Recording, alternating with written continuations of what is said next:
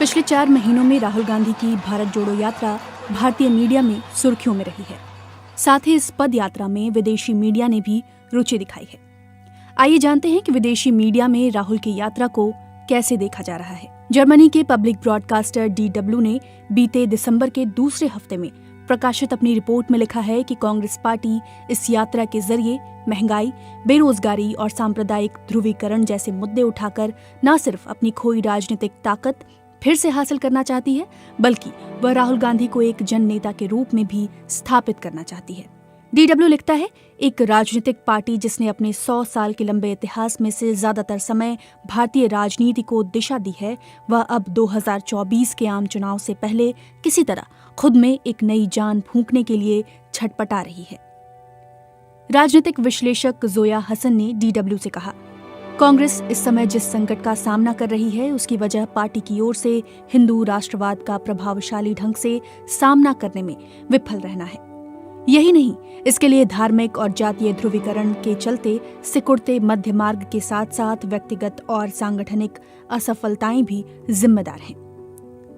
America के प्रतिष्ठित अखबार न्यूयॉर्क टाइम्स के संवाददाता समीर यासिर ने भारत जोड़ो यात्रा में चलकर आम लोगों में इसके असर को भांपने की कोशिश की है। न्यूयॉर्क टाइम्स में प्रकाशित खबर में समीर यासिर लिखते हैं, अब जब आम चुनाव होने में बस 16 महीने शेष हैं तो राहुल गांधी की यात्रा ये तय करती है कि भारत का बटा हुआ विपक्ष पीएम मोदी के नेतृत्व वाली बीजेपी के युग परिभाषित करने वाली महत्वाकांक्षाओं को विराम दे पाएगा।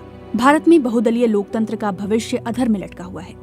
भारत के सबसे ताकतवर नेताओं में से एक नरेंद्र मोदी ने भारत की धर्मनिरपेक्ष नींव को एक नया स्वरूप दिया है, जो हिंदू समाज को तरजीह और मुस्लिमों समेत दूसरे अल्पसंख्यक समुदायों को हाशिए पर धकेलता है। पाकिस्तान के प्रतिष्ठित अखबार डॉन ने अपने एक लेख में कांग्रेस की भारत जोड़ो यात्रा और खड़गे की अपेक्षित सफलताओं को एक सूत्र में पिरोने की कोशिश की है।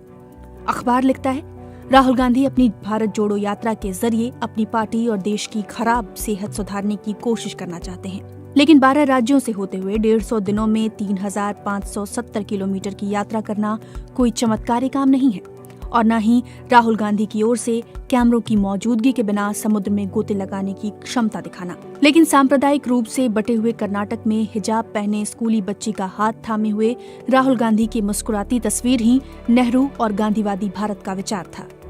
कांग्रेस अध्यक्ष के रूप में खड़गे का मूल काम बीजेपी को हराना है, जो कि उन्होंने अपने पहले अध्यक्षीय भाषण में स्वीकार भी किया है। लेकिन उन्हें इस उद्देश्य की चुनावों में जीत से तुलना नहीं करनी चाहिए। खड़गे का काम इस यात्रा से मिली ऊर्जा के जरिए एक गठबंधन तैयार करना होगा, जिसका मूल मकसद बीजेपी को हराना होना चाहिए। कांग्रेस इससे पहले कई मौकों पर भी हाथ आए मौके गंवाती दिखी है। इसकी ओर से सीट शेयरिंग को लेकर दबाव विपक्षी दलों को एक साथ आने से रोकता रहा है। विपक्ष को साथ लाकर एक मजबूत चुनाव जिताऊ मंच बनाना कांग्रेस पार्टी का प्रधानमंत्री बनाने से ज्यादा अहम है। ब्रिटेन के प्रतिष्ठित अखबार द गार्डियन में लंदन स्कूल ऑफ इकोनॉमिक्स में प्रोफेसर का एक लेख छपा है। वो इस यात्रा के साथ चली थी। अखबार लिखता है, ये पूरा अभियान किसी अहिंसक सेना के विशाल सैन्य अभियान जैसा था। अलग अलग भाषाई समुदायों और पृष्ठभूमियों के लोगों को इस मार्च में शामिल होते देखना काफी दिलचस्पी भरा था। ये मिनी इंडिया का मार्च जैसा था। हमें पता था कि ये भारत मौजूद है, लेकिन इसका अनुभव कम ही होता है। पुरानी मुलाकातों की तरह मैंने इस मार्च में चलते हुए भी राहुल गांधी को काफी विनम्र और तेज बुद्धि का शख्स पाया। उन्हें चुनौती देना और उनसे असहमत होना संभव था, जो कई भारतीय नेताओं के साथ संभव नहीं था।